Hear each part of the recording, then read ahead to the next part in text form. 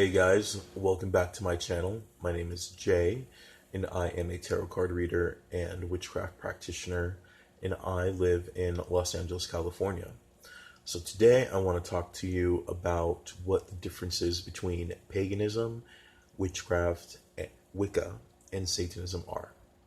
So let's just dive right into this. Sorry, I'm just sitting on my bed, kind of looking a mess, but I wanted to make this video for you guys. So, let's see. Paganism. Paganism is any faith or religion or spiritual practice that is not Judeo-Christian or Islam. It is any religion or spiritual practice that is not rooted in the Abrahamic God. A pagan is any person that follows earth-based or earth-centered spirituality. Let's see. The ancient Egyptian religions, I should say cults, more specifically, ancient Egyptian cults, the Nordic cults, the Greek cults, all of these cults worshipped many gods that aspected forces of nature and also aspected parts of human life. So a pagan is any person that believes in those and follows those gods.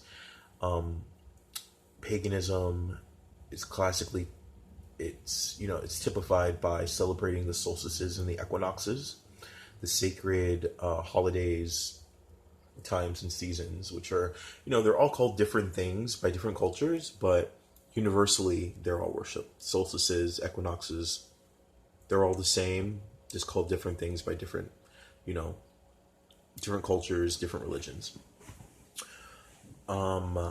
Ancestor worship is something that also typifies paganism, worshiping your ancestors or ancestral heroes of your culture or region. So a pagan was usually a farmer or a shepherd. This was at the time when that's how we lived off the land, farming and herding animals. And they were all familiar with the gods and making offerings to the gods and the seasonal rituals. But what separated a everyday pagan from a sorcerer or a witch? Witchcraft is more particular. It was definitely outside the everyday realm of the pagan. Witchcraft involved, number one, healing and having a knowledge of the body, and also a knowledge of herbs, making medicines and drugs out of plants and herbs. Also, the healing qualities of stones and minerals. Witches were, in fact, they were the first shamans. They were the first people to practice and officiate ritual sacrifices,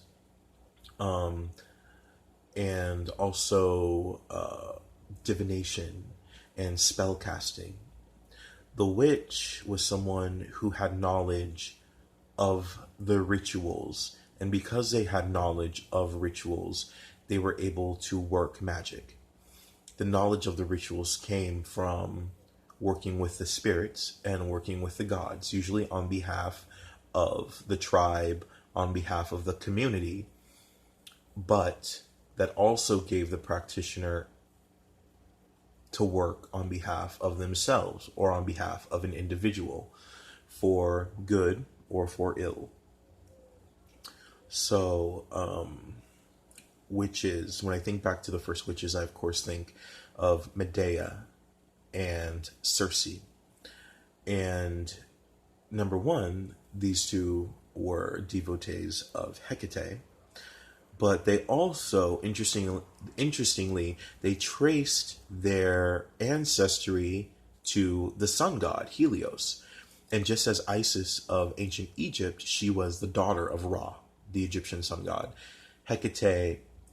Circe and Medea traced their lineage to Helios, the Titan god of the sun. And I think that is something that's important because it definitely separated them from the everyday Joe Schmo who was a farmer or, worked as a shepherd or as a merchant. It seems that they understood the inner divinity that was inside of them, and they operated from that place of power, knowing that I am a descendant of a god. I have the divine power within me.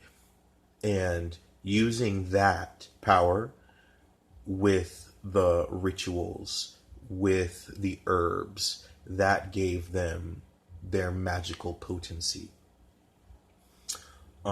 Witchcraft is a walk of knowledge. It is a walk of accumulating different skills, mastering the elements, and it is in that you master yourself, and that is the greatest of all power.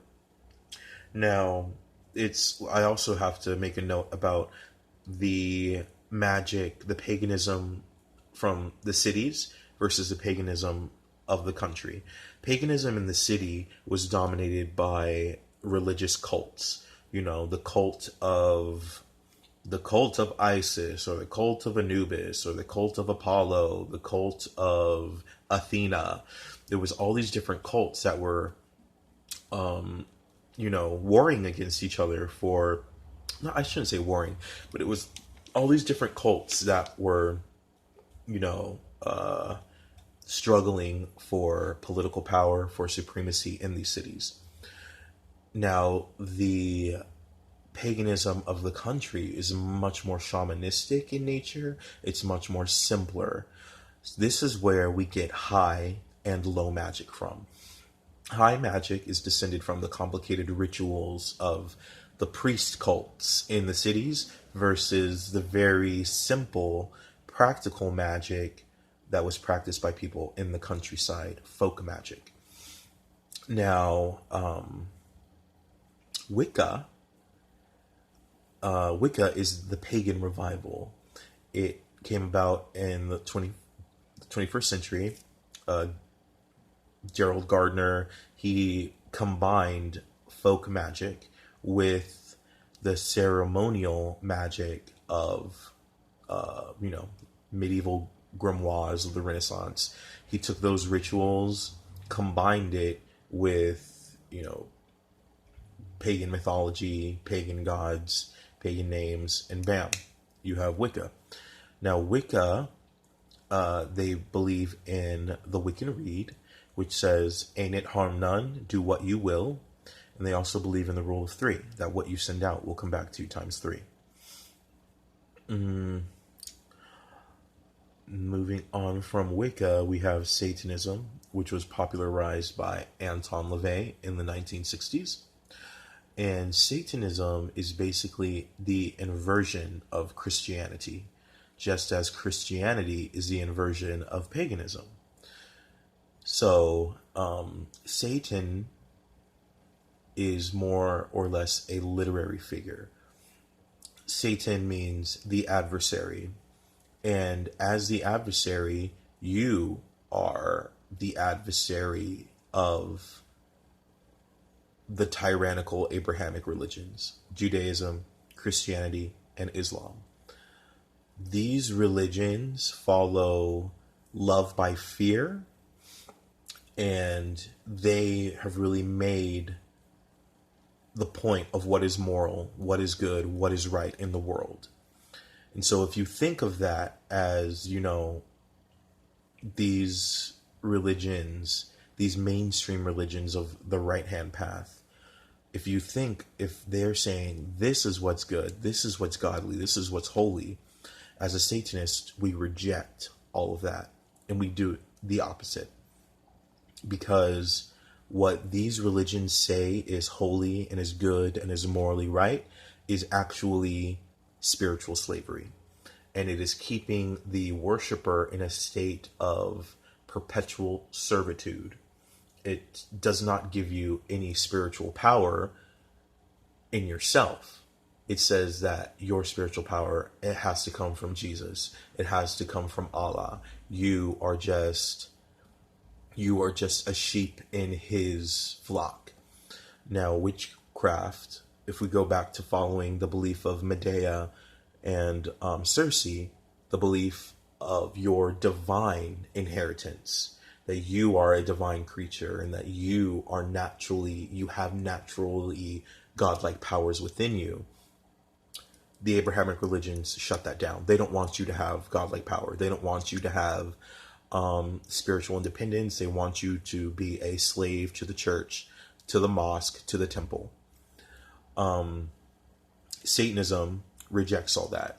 Satan says, I will challenge that and I will always fight that. I will be a rebel against spiritual slavery and spiritual blindness. And I take a very satanic approach to most things because, I don't know, this is just the way that I feel where I'm at right now. I mean, I started out as a Wiccan.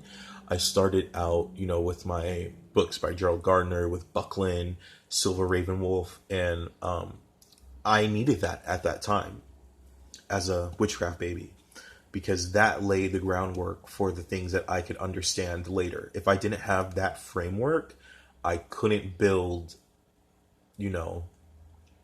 I couldn't take my spiritual ascent.